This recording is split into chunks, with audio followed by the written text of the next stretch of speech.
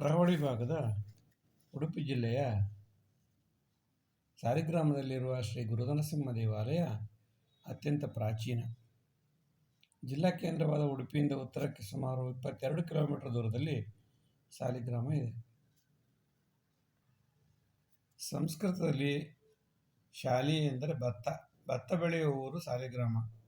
ಇಲ್ಲಿಯ ನರಸಿಂಹ ದೇವಸ್ಥಾನದ ಮೂಲಬಿಂಬವು ಶಾಲಗ್ರಾಮ ಶಿಲೆಯಿಂದ ನಿರ್ಮಿತವಾಗಿರುವುದರಿಂದ ಊರಿಗೆ ಸಾಲಿಗ್ರಾಮ ಎಂಬ ಹೆಸರು ಬಂತೆನ್ನುವ ಅಭಿಪ್ರಾಯ ಇದೆ.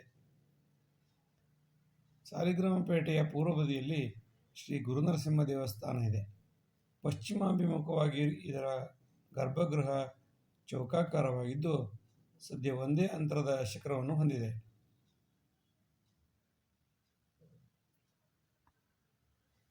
ದೇವಸ್ಥಾನದ ಇಕ್ಕೆಲಗಳಲ್ಲಿ ಶಂಖ, ಚಕ್ರ ಎಂಬ 2 ತೀರ್ಥ ಕೆರೆಗಳಿವೆ.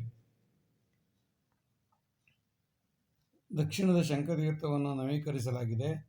ಅದರ ವಾಯುವ್ಯ ದಂಡೆಯಲ್ಲಿ ನಾಗನ ಗುಡಿ ಇದೆ.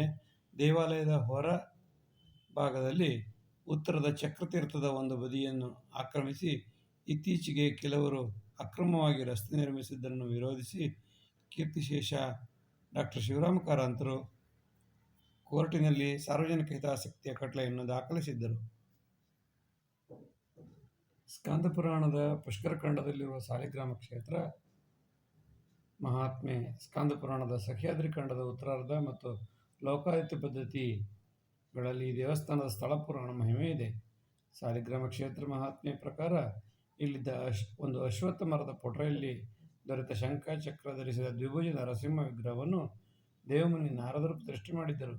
ಇದರ ನೆನಪಿಗಾಗಿ ಮೂಲಾಶ್ವತ್ಥ ಪೂಜೆಯು ಕಳೆದ ಶತಮಾನದ ಮಧ್ಯಭಾಗದವರೆಗೂ ಈ ದೇವಸ್ಥಾನದಲ್ಲಿತ್ತಲ್ಲದೆ ಮುಜರಾಯಿ ಇಲಾಖೆಯಿಂದ ದೇವಸ್ಥಾನಕ್ಕೆ ಹಣ ಸಂದಾಯವಾಗುತ್ತಿತ್ತು. ಈ ವೃಕ್ಷ ಮೂಲ ವಿಚಾರವು ನರಸಿಂಹನ ಸ್ತಂಭ ಮೂಲ ಕಲ್ಪನೆಗೆ ಸಂವಾದಿಯಾಗಿದೆ. ಮೊಣೂರು, ಗಿಳಿಯೂರು, ಕಾರ್ತಟ್ಟು, ಪೊಂದಟ್ಟು, ಕಾರ್ಕಡ, ಗುಣ್ಮಿ ಎಂಬಿತ್ಯಾದಿ 14 ಗ್ರಾಮಗಳ ಒಕ್ಕೂಟವನ್ನು ಶಾಸನದಲ್ಲಿ ಕೂಟ ಮಹಾಜಗತ್ತು, ಕೂಟಗ್ರಾಮ ಎಂದು ಸಂಬೋಧಿಸಲಾಗಿದೆ. ಇಲ್ಲಿನ ಮೂಲದಿಂದ ಬಂದಂತಹ ಪರಂಪರೆಯನ್ನು ಕೂಟ ಮಹಾಜಗತ್ತಿನ ಅನುಯಾಯಿಗಳು ಎಂದು ಕರೆಯುತ್ತಾರೆ. ಹಂದೆ, ಬಾಸ್ರಿ, ತುಂಗ, ನಾವುಡ, ಹೊಳ್ಳ, ಮಯ್ಯ, ಹೆಬ್ಬಾರ ಮತ್ತು ಕಾರಂತ ಈ 8 ವಿಪ್ರ ಮನೆತನಗಳು ಕೋಟ ಪ್ರದೇಶದಲ್ಲಿ ಸಮಾಶ್ರಿತವಾಗಿವೆ. ಇವರೆಲ್ಲರಿಗೂ ಸಾಲಿಗ್ರಾಮದ ನರಸಿಂಹನೇ ಗುರು.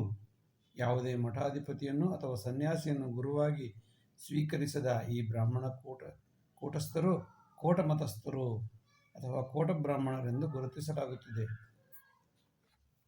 ಇವರು ತಮ್ಮಲ್ಲಿ ನಡೆಯುವ ಮದುವೆ, ಉಪನಯನ ಮೊದಲಾದ ಶುಭ ಕಾರ್ಯಗಳ ಸಂದರ್ಭದಲ್ಲಿ ಸಾಲಿಗ್ರಾಮದ ನರಸಿಂಹದೇವರಿಗೆ ಗುರುಕಾಣಿಕೆಯನ್ನು ಸಲ್ಲಿಸುತ್ತಾರೆ. ಉದ್ಯೋಗ ನಿಮಿತ್ತ ಪರವೂರುಗಳಿಗೆ ಹೋಗಿ ನೆಲೆಸಿರುವ ವಿಪ್ರರೂ ಸಹ ಗುರುಕಾಣಿಕೆಯನ್ನು ತಪ್ಪದೆ ಇಲ್ಲಿಗೆ ಕಳಿಸಿಕೊಡುತ್ತಾರೆ.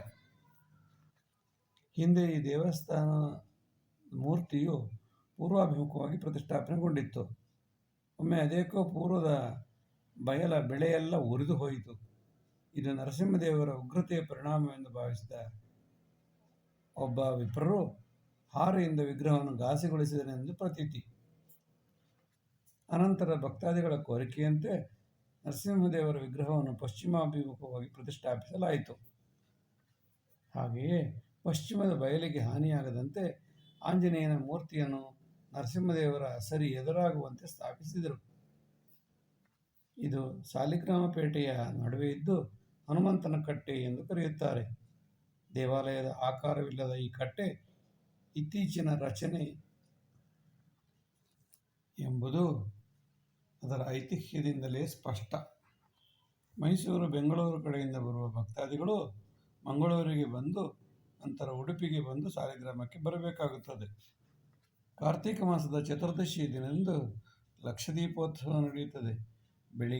ಬೆಳಗಿನ ಜಾವ 5 ಗಂಟೆಗೆ ಎಲ್ಲ ರೀತಿಯ ದೀಪಗಳಿಂದ, ಯಾವುದೇ ರೀತಿಯ ವಿದ್ಯುತ್ ಶಕ್ತಿ ಅಲಂಕಾರವಿಲ್ಲದೆ ಬರೀ ದೀಪಗಳಿಂದಲೇ ಅದ್ಭುತವಾದ ದೃಶ್ಯವನ್ನು ಗಮನಿಸಬಹುದು. ಇಲ್ಲಿ ಕಾಣುವ ಎಲ್ಲ ದೀಪ ಪಂಕ್ತಿಯು ಕಾರ್ತೀಕ ಮಾಸದ ಸಂಭ್ರಮವನ್ನು ಸೂರೆಗೊಳ್ಳುತ್ತದೆ. ಸಾಲಿಗ್ರಾಮದ ದೇವಳದ ಹೆಸರಿನಲ್ಲಿ ಸಾಲಿಗ್ರಾಮ ಮೇಳ ಎಂಬ ಯಕ್ಷಗಾನ ಮೇಳವು ಕಳೆದ 50 ವರ್ಷಗಳಿಗಿಂತಲೂ ಹೆಚ್ಚಿನ ವಾರ್ಷಿಕವಾಗಿ ಇವರು ಯಕ್ಷಗಾನವನ್ನು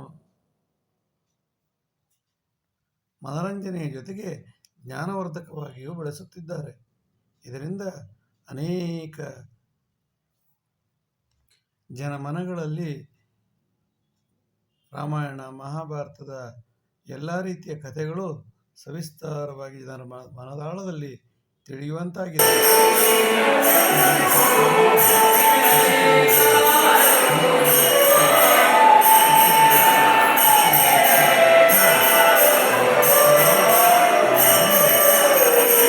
ಭಗವಂತನ